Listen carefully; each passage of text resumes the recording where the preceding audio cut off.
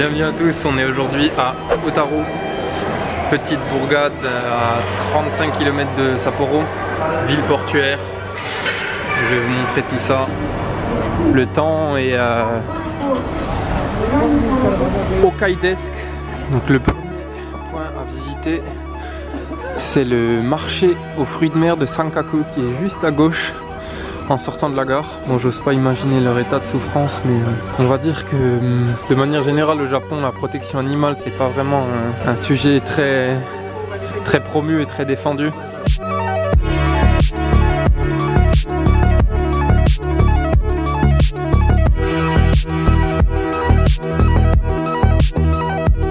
Les prix sont assez raisonnables, j'ai vu des pavés de saumon à 300 yens pièce.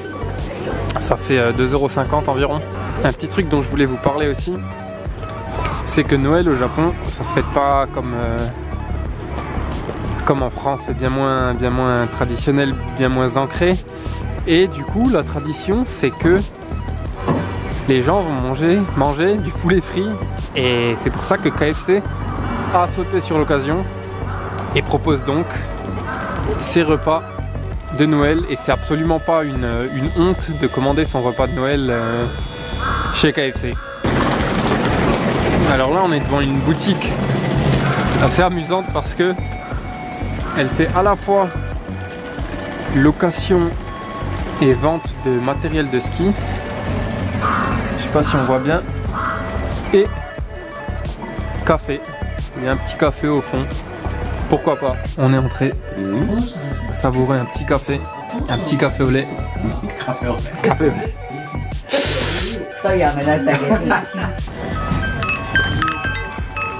Ouais, bien, c'était un très bon café au lait. Et encore une fois, témoin de la gentillesse des Japonais, il y a une dame qui m'a offert des bonbons dans le café, avec qui j'ai sympathisé. Enfin la dame, pas les bonbons. Et le monsieur, le gérant, il a vécu 3 mois en France à Chamonix pour faire de l'alpinisme. Très très intéressant. C'est toujours marrant d'écouter les histoires des anciens qui ont voyagé, qui ont habité un peu à droite à gauche. Bien, nous voici à ce qui fait la renommée de Otaru, à savoir son canal.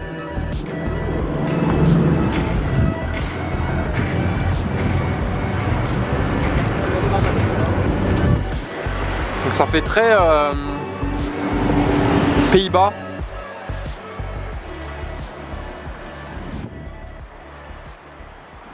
Bien, on est prêt à aller manger au Naruto Honden. Visiblement, enfin apparemment, meilleur restaurant de la ville qui propose un poulet frit à tomber à la renverse. On espère qu'il y a de la place parce il est midi là, heure de pointe. Ok, donc c'est comme à la boucherie, tu prends un ticket et tu as une salle d'attente carrément avec le numéro affiché. Bon, on est à l'intérieur, c'est assez familial comme ambiance. Et puis on a commandé la coupe à cause du bonnet, le poulet frit classique en menu. Le midi c'est 1000 yens, donc 8 €. Je trouve ça à nouveau très raisonnable. Un demi poulet frit avec du riz et de la soupe. Voilà, ça va venir. Je vous fais pas je filme pas pendant que je vais le déguster. Ça va être à la bonne franquette avec les doigts. J'aurai les doigts tout gras. Pas envie de dégueulasser l'appareil. Bien, le Saint Graal est arrivé.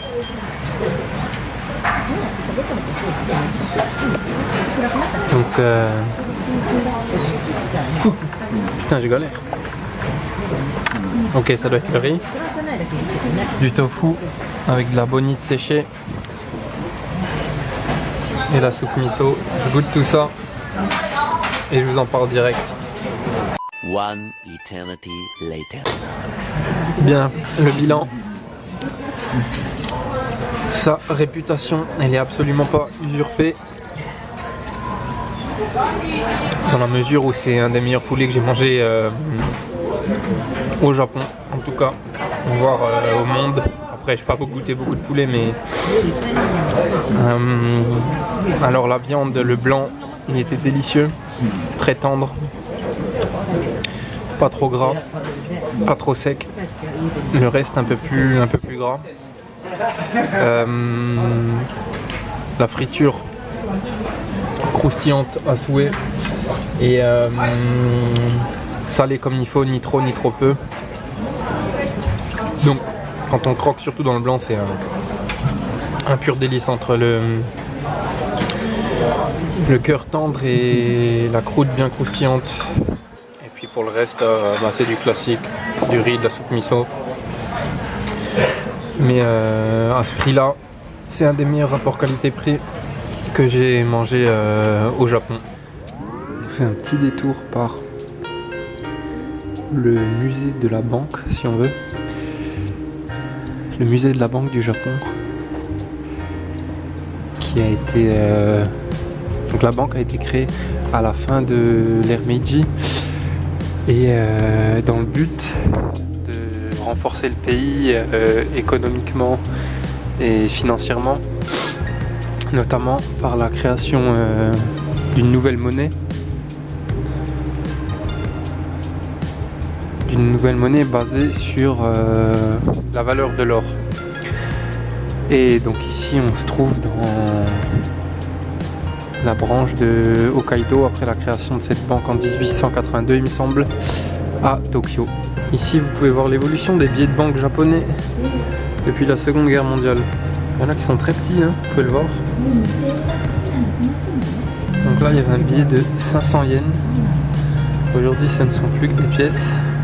500 yens ça fait à peu près 4 €. Et voilà les billets actuels. 10 000 donc 80 € environ, 5 000 donc 40 € et 1000 8 €. On a une planche de billets de 2000 yens. Donc dans ce cube se trouve, que je dise pas de bêtises, 1 milliard de yens. Ça fait environ 8 millions d'euros en billets détruits. Donc ceux qui veulent s'amuser à récupérer ce magot et à le reconstituer, vous êtes les bienvenus. Bien, nous voici au dessert. Donc ça s'appelle, enfin l'endroit ça s'appelle le Otaru Canal Hall, il me semble. Donc il y a plusieurs choses à manger, dont ces fameuses pâtisseries à la pâte de blé qui était assez cher à l'époque et donc assez rare, et c'est ce qui a fait la renommée de ces pâtisseries. Donc on va déguster ça tout de suite. On commence par celui du milieu au matcha. Focus, ouais, merci.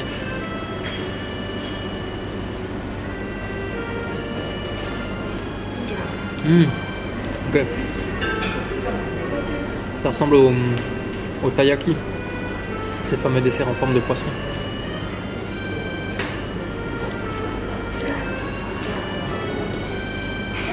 Et à l'intérieur c'est de la pâte de haricots rouges aromatisés au matcha, du coup. Un peu amer pour le coup celui-là. On va en goûter un autre.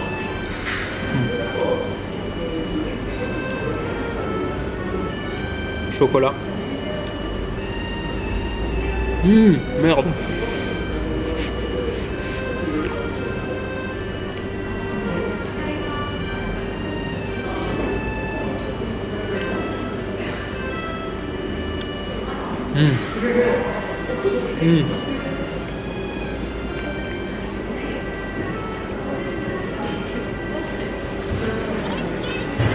Délicieux celui-là.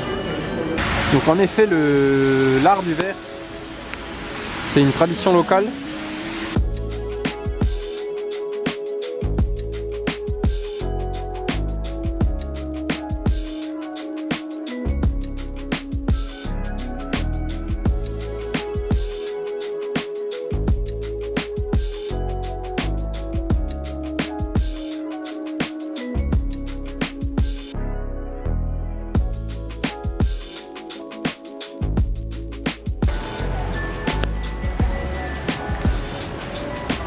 pouvez le constater, l'architecture, elle est loin de l'architecture traditionnelle japonaise. Et ça, c'est parce que Hotaru et même toute l'île d'Hokkaido a un passé commun avec l'international, si on veut, surtout avec les États-Unis et les Pays-Bas. Et donc, comme ce sont des villes assez jeunes qui ont à peu près 150 ans, pas plus, on retrouve cette trace de l'architecture occidentale. Ça me fait un peu penser à ces villes de pêcheurs du nord de l'Angleterre. Donc je vous parlais de la culture Ainu, ce fameux peuple indigène de l'île de Hokkaido. Et je suis tombé sur une boutique qui vend des produits traditionnels, pour la plupart faits main.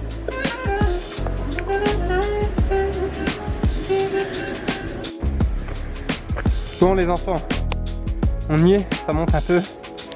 Voilà le parc de Hotaru.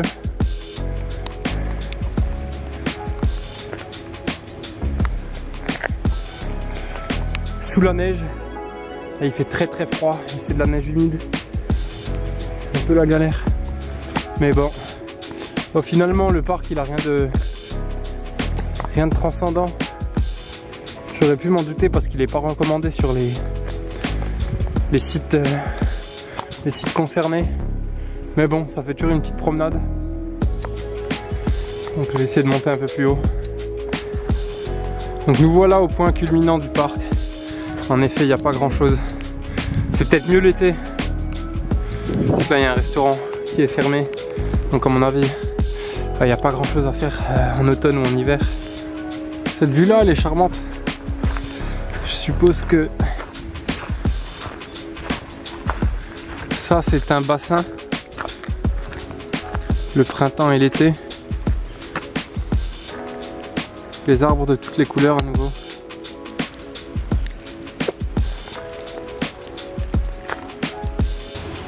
Et ben ils ont pas froid eux. Ah, il y a un modèle réduit du Mannequin Fils.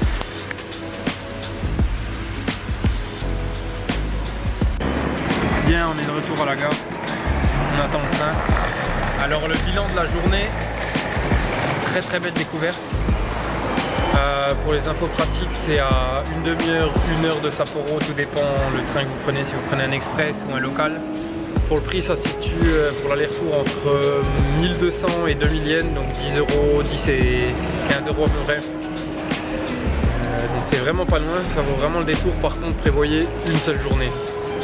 C'est pas la peine de passer la nuit sur place, à moins que vous vouliez vraiment visiter tous les musées, prendre votre temps dans toutes les boutiques ou même éventuellement aller à l'aquarium de Hotaru qui se situe au nord je crois, à 30 minutes de bus. Mais sinon ouais, pour une escapade d'une journée, c'est l'idéal. En amoureux pourquoi pas le long du canal. C'est tout pour moi. Je vous remercie de m'avoir suivi. Abonnez-vous à la chaîne YouTube. Abonnez-vous à mon compte Instagram, c'est là où je suis le plus actif. Et puis on se dit à très bientôt. Ciao ciao.